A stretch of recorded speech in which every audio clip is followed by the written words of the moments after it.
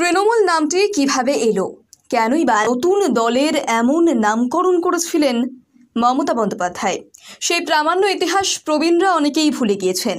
নবীন প্রজন্ম তো প্রায় জানেই না মমতা কেন তার নতুন দলের নাম তৃণমূল রাখলেন। আজ তৃণমূল কংগ্রেসের জন্মদিন, সেই প্রেক্ষাপটের খোঁজ করা যাক। সময় দ্রুত গড়িয়ে যায়, ২৬ বছর কেটে গিয়েছে। তবুও ১৯৯৭ সালের ৯ আগস্ট মেয়র রোডের মুখে তৃণমূল নেত্রীর সাহসী ঘোষণা কানে বাজে। বিশাল সেই মঞ্চের দুধারে শুধু মানুষ আর মানুষ। আমাদের খবর সংগ্রহের জন্য বসতে দেওয়া হয়েছিল মঞ্চের ওপরই, যাতে সবকিছু ভালো করে প্রত্যক্ষ করা যায়। তখন দূরদর্শন এবং একটি দুটি ছাড়া কোনো ইলেকট্রনিক মিডিয়া ছিল না, তাও তারা স্যাটেলাইট চ্যানেলের নয়। সংবাদপত্র হালের তুলনায় কম, সোশ্যাল মিডিয়ার থাকার প্রশ্নই নেই। স্বভাবতই হাতে গোনা কয়েকজন সাংবাদিকের জায়গা হয়ে গিয়েছিল মঞ্চে। মমতা বন্দ্যোপাধ্যায়কে সেদিন ভাবতে পেরেছিলেন তার নতুন দল আজ এমন এক ফাঁকা এক্সপ্রেসওয়েতে এসে দাঁড়াবে যেখানে একটিই গাড়ি দৌড়চ্ছে, আশেপাশে কেউ নেই, মসৃণ এক পথ। তৃণমূল কংগ্রেসের পাশে লেখা ২২২ বিধায়ক, লোকসভা এবং রাজ্যসভা মিলিয়ে ৪২ সাংসদ, তিনবারের মুখ্যমন্ত্রীর নাম মমতা বন্দ্যোপাধ্যায়। এই সময় দুবারের রেলমন্ত্রী, একবারের কয়লামন্ত্রী। ভাগ্যের নির্দয় পরিহাস, ২৭ বছর আগে তিনি যে দল করতেন সেই কংগ্রেসের ভোট নেমেছে ২.৫%।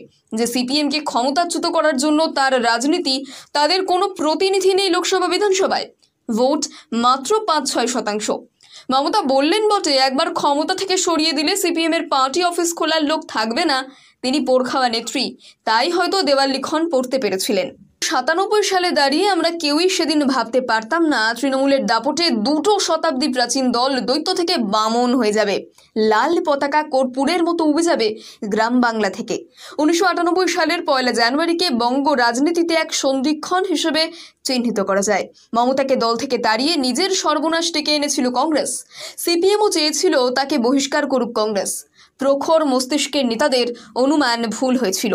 তারা মনে করেছিলেন কংগ্রেসের পতাকাটা কেড়ে নিলে মমতা একা হয়ে যাবেন, নতুন দল করে তিনি হারিয়ে যাবেন। তাদের কাছে উদাহরণ ছিল প্রণব মুখোপাধ্যায়। একদা কংগ্রেসকে চ্যালেঞ্জ করে রাষ্ট্রীয় সমাজবাদী কংগ্রেস অর্থাৎ নতুন দল গড়েছিলেন প্রণব। রাজনীতিতে অগাধ পাণ্ডিত্য, বুদ্ধি, মেধার জন্য যাকে ভারতীয় রাজনীতির চাণক্য বলা হতো। অনেকের ধারণা ছিল প্রণববাবুর নতুন দল রাজ্যে কংগ্রেসকে বেকায়দায় ফেলবে। ১৯৮৭ সালে বিধানসভা ভোটে বহু আসনে প্রার্থী দিলেন প্রণববাবু। সবার জামানত যায়, উঠে যায় তার দল। অচিরে রাজীব গান্ধীর কাছে ভুল স্বীকার করে কংগ্রেসেই ফিরে যান তিনি। ফলে ১৯৯৮ সালে অনেকের ধারণা হয় প্রণববাবু যখন পারেননি মমতাকে, তারও শোচনীয় পরিণতি হবে, হাতে পায়ে ধরে কংগ্রেসেই ফিরতে হবে তাকে। ভুল হয়েছিল এখানেই। প্রণব এবং মমতার রাজনীতির এক সাগরের ঢেউ নয়। প্রণববাবু তাত্ত্বিক নেতা, মানুষের সঙ্গে তার কোনো সম্পর্ক ছিল না। ভোটে লড়ার অভিজ্ঞতাও ছিল না তার। বারবার রাজ্যসভা থেকে নির্বাচিত, পক্ষান্তরে মমতা জননেত্রী। তিনি লালদুর্গ, যাদবপুর চূর্ণ করে সোমনাথ চট্টোপাধ্যায়কে হারিয়ে এসেছেন। যুব কংগ্রেস সভা নেত্রী হয়ে ব্রিগেড ভরিয়ে তাক লাগিয়ে দিয়েছেন। সিপিএম এর আরেক দুর্গ দক্ষিণ কলকাতাও ভেঙে চুরমার করে দিয়েছেন। সে সময় জেলায় গিয়ে কর্মীদের পাশে দাঁড়াতে ভয় পেতেন কংগ্রেস নেতারা।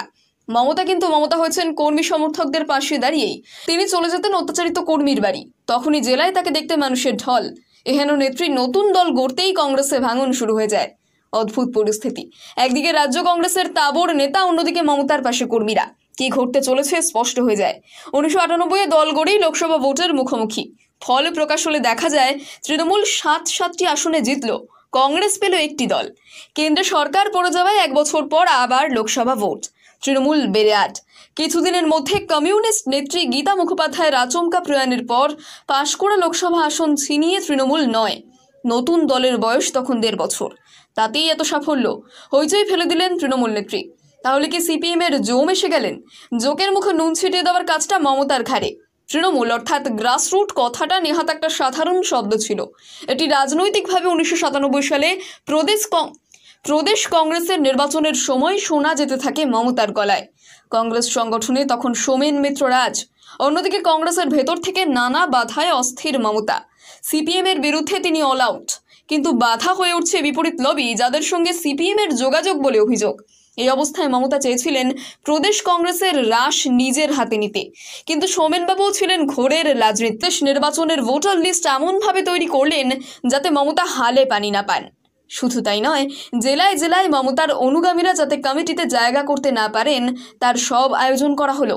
ক্ষিপ্ত মমতা প্রকাশ্যে ক্ষোভে ফেটে বললেন প্রদেশ কংগ্রেস নির্বাচনে তৃণমূল স্তরের কর্মীরা মর্যাদা পায়নি, এই নির্বাচন অবৈধ, মানি না। কমিটি বাতিল করে স্বচ্ছ ভোটার তালিকা তৈরি করে ভোটে নতুন করে নির্বাচন করতে হবে। এআইসিসিকে মর্যাদা দিতে হবে কংগ্রেসের তৃণমূল স্তরকে। বারবার তৃণমূল কথাটা সেই থেকে মিডিয়ার হাইলাইট। মমতার নাম কংগ্রেসের তৃণমূল নেত্রী। বঙ্গ কংগ্রেসে প্রবল ঝাঁকুনি দিয়ে দিয়েছেন মমতা। সাধারণ মানুষ তার অবস্থান জানতে চাইছে সে সময়। কি করবেন? সোমেন মিত্রকে মেনে নিয়ে কংগ্রেস করবেন নাকি নতুন দল গড়ে সিপিএম এর বিরুদ্ধে নামবেন? ইতিমধ্যে এসে গেল 29শে জুলাইয়ের সমাবেশ। মমতা তার শক্তি দেখালেন। কোনো পদে না থেকেই জনজোয়ার বইয়ে দিলেন ধর্মতলায়। সেদিনও মমতার মুখ থেকে বারবার তৃণমূল শব্দটা উচ্চারিত হলো। কংগ্রেস হাইকমান্ডকে তিনি হুঁশিয়ারি দিলেন, প্রদেশ নির্বাচনকে অবৈধ ঘোষণা করে তৃণমূল স্তরের কর্মীদের মর্যাদা দিতে হবে, অন্যথায় তিনি চরম সিদ্ধান্ত নেবেন। এই সিদ্ধান্তকে নতুন দল তুঙ্গে উঠল জল্পনা। মমতা আরও ক্ষিপ্ত হয়ে ওঠেন। কেশরী তার অভিযোগে কর্ণপাত করছেন না, উল্টে যার বিরুদ্ধে অভিযোগ তার ঘাড়ে দায়িত্ব তুলে কার্যত স্বীকৃতি দিচ্ছে। 21 মঞ্চ থেকে মমতা ঘোষণা করলেন তিনি প্লেনারি অধিবেশনে যোগ দেবেন না। তৃণমূল স্তরের কর্মীদের নিয়ে বসে থাকবেন গান্ধী মূর্তির পাদদেশে। ওটা যদি ইনডোর হয় তবে তিনি থাকবেন আউটডোরে। মমতা এও বলেন তিনি নতুন পথে চলবেন কিনা সেই সিদ্ধান্ত গান্ধী মূর্তির পাদদেশ থেকে ঘোষণা করবেন। কংগ্রেস হাইকমান্ডের ওপর প্রবল চাপ দিলেও সোনিয়া গান্ধী কিন্তু সেদিন মমতার পাশে থাকেননি। হাওয়া বুঝে রাজ্য কংগ্রেসের কোনো নেতা মমতার পাশে দাঁড়ালেন না। মমতাও বুঝে গেলেন সিপিএমের বিরুদ্ধে যে লড়াই তিনি করতে চাইছেন তা কংগ্রেস থেকে আর সম্ভব নয়। পাশে কেউ থাকবে না, তার মুক্ত বিহঙ্গ হওয়ার সময় এসেছে। তার মনে বিশ্বাস তৈরি হয়েছিল কংগ্রেস ত্যাগ করে একা লড়াই করলে পশ্চিমবঙ্গে যারা বাম শাসনের অবসান চায় তারা পাশে দাঁড়াবে। সেই লক্ষ্যে 9 আগস্ট থেকে তার নতুন ইনিংস শুরু।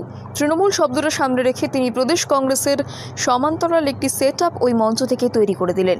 এখনও স্পষ্ট মনে আছে, বিশাল জনসভায় তিনি বলছেন তৃণমূল কংগ্রেস মঞ্চ নিয়েই চলব, কারণ এটাই আসল কংগ্রেস। শাখা সংগঠনও হবে তৃণমূলের নাম দিয়ে, যেমন তৃণমূল যুব কংগ্রেস, তৃণমূল ছাত্র পরিষদ, তৃণমূল মহিলা কংগ্রেস, তৃণমূল সেবা দল ইত্যাদি, ঠিক যেমন কংগ্রেসে থাকে।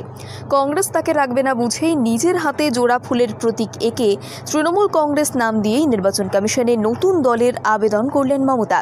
জানতে পেরে 22শে ডিসেম্বর তাকে বহিষ্কার করা হলো। ঘরের লক্ষ্মীকে তাড়িয়ে 1 জানুয়ারি মুক্ত মমতা, চোখে জল। নতুন দলের প্রথম প্রেস কনফারেন্স। এই হলো তৃণমূলের সংক্ষিপ্ত জন্মবৃত্তান্ত। আসলে সিদ্ধান্ত ছিল অনেক শক্ত। মমতা হলেন সেই সাহসী।